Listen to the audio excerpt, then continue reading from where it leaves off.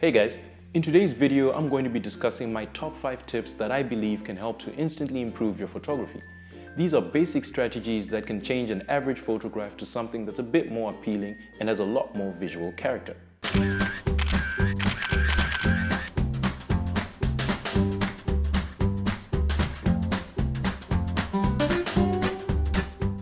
Most of the tips I'm about to mention are geared towards amateurs and beginners.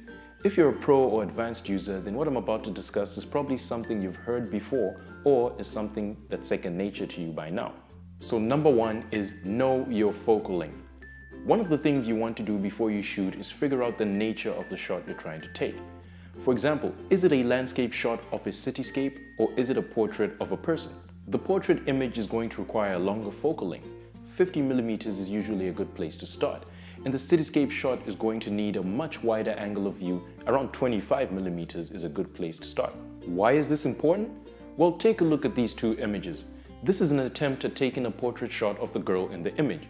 One of them is shot at 26mm and the other at 75mm. Notice how the 75mm shot looks a lot better.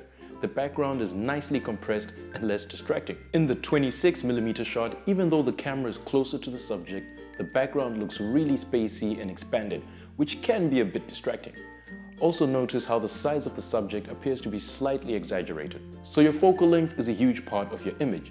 If you want a wider angle of view, go for a smaller number. And if you want a narrower, more isolated field of view, then go for bigger numbers to get a more zoomed in look. Always keep in mind that you have your crop factor to consider when figuring out your equivalent figures. The values used in the example were all equivalent focal lengths. The second tip is shoot manual. A lot of beginners are intimidated by the dials and switches on their cameras, so they opt to shoot in the full auto modes. Don't be one of these people. Get yourself accustomed to the exposure triangle. Learn what your aperture, ISO, and shutter speed do and how they affect your images. I'll link a video I've made before where I explain the exposure triangle in more detail. The bottom line is that you want to shoot manual so that you have a lot more control on the image you're taking and also to be able to fine-tune specific looks you're going for. Third on my list is compose your shot very carefully. The rule of thirds is a compositional technique that helps you arrange the elements of your image. It is the most commonly used technique, and I'll link a video I've made in the past where I discussed this compositional technique in more detail right over here. Basically, the rule of thirds helps you compose your shot in a way that never makes it feel too static, but gives it more character and a welcome level of complexity. The fourth tip is shoot RAW. For those that don't know, RAW is an image format that preserves all the data from the digital sensor of a camera.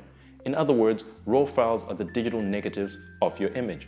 One of the advantages of shooting in RAW is the versatility you get in post to really go in there and change all the properties like white balance, contrast, sharpness, and saturation, just to name a few.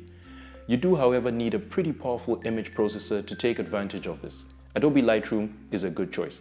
I'll also link a video I've made in the past outlining the advantages of shooting RAW right over here. The last tip is perhaps the most obvious of all, and that is watch out for your lighting. Flashes are great and all, and these days you can get some incredibly bright ones. And even though you might not have softboxes and strobes, always remember that you can get great results with natural light. The best source of light is the sun. And even though you have to be patient sometimes to get just the right lighting, it is worth it. Once you've mastered all these steps, I believe that you can really take your photography to the next level. And if you believe what you've created is outstanding enough, then you can actually sell your photos online and make some reasonable earnings from that. My buddy Ivan from Dreamframer Photography has years and years of experience in stock photography. Basically, he knows all the do's and don'ts in order to get your photos to the level where they're actually presentable enough to be sold. Now, of course, you need a more complex and advanced image editor like Photoshop. This guy has done tons and tons of tutorials to help you find your way around the entire process. Whether it be learning Photoshop or just figuring out where to submit your images, he's got you covered. I'll link Ivan's channel right over here and also in the video description below. Now you might be wondering why I'm referring you to a channel that has 1,200 subscribers. And the answer to that is, like me, Ivan has just recently started out his YouTube channel. One of the advantages of the smaller growing channels is the fact that the viewers are able to get more hands-on advice and feedback from the content creators. Just drop a comment with any questions or clarifications and I'll respond in good time. I'm sure Ivan does the same too. So those are my top 5 tips to instantly improve your photography. If there are any you think I've missed out, then make sure you mention them in the comment section below. Thanks for watching, and I hope that this video was useful to you. Please leave a like or a comment, and don't forget to hit that subscribe button for more videos like this. Catch you folks in the next one.